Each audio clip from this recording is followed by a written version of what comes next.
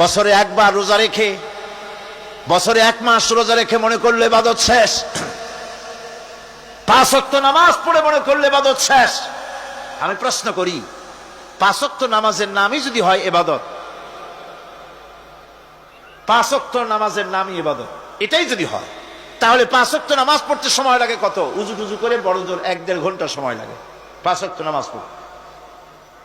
তো এর নাম যদি হয় ইবাদত, তার অর্থ কি দাঁড়াবে?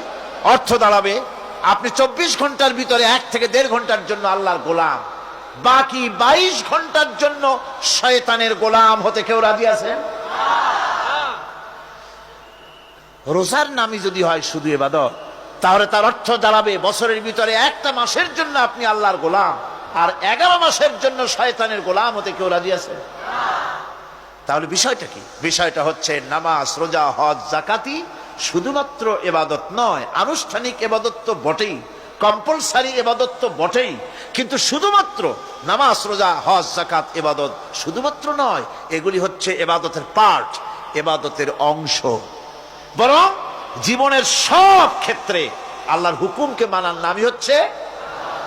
ভাইরা আমার, একদিকে নামাজ রোজা করছি, অন্যদিকে আল্লাহর আইনের প্রতিটি ধারাকে লঙ্ঘন করে চলছে, মিথ্যা ওয়াদা করে, মিথ্যা কথা বলে, সুদ খায়, ঘুষ খায়, জেনা করে, এরপরে অন্যের হক নষ্ট করে, প্রতিবেশীর হক নষ্ট করে, হারাম মাল খায়, হকদারের হক নষ্ট করে, প্রতিবেশীর হক নষ্ট করে, জিন্দা মুর্দা মানুষকে নিজের জন্য শক্তিধর বলে মনে করে, এক টুকরা রুটির জন্য অথবা এক ফোঁটা, এক ঘটি পানির জন্য কাফেরের কাছে হাত পেতে দাঁড়ায়া থাকে।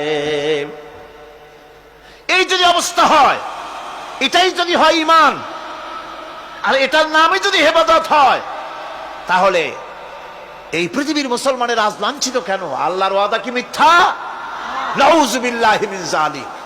আমাদের ইবাদত যদি ঠিক হয়, যদি সত্যিকারের ইবাদত যদি আমরা করে থাকি, তাহলে ক্ষমতায় ইমানদারেরা নাই কেন?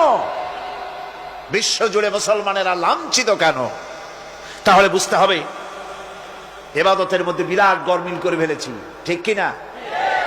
লক্ষ্য করুন, যেই লোকটা হজ করতেছে, উমরা করতেছে, নামাজ পড়তেছে, মসজিদ মাদ্রাসায় চাঁদা দিতেছে, ওই লোকটি আবার ব্যাংকের থেকে সুদের টাকা নিয়ে ব্যবসা চালাইতেছে।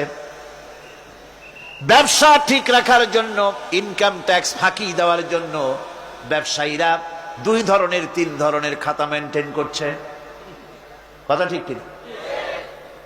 মিথ্যা কথা বলছে, ঘুষ দিতেছে, বেশি করে বিদ্যুতের বিল যাতে না আসে সেজন্য যারা বিদ্যুৎ লাইনে আছে তাদেরকে পয়সা দিয়ে ম্যানেজ করতেছে, ঠিক কিনা?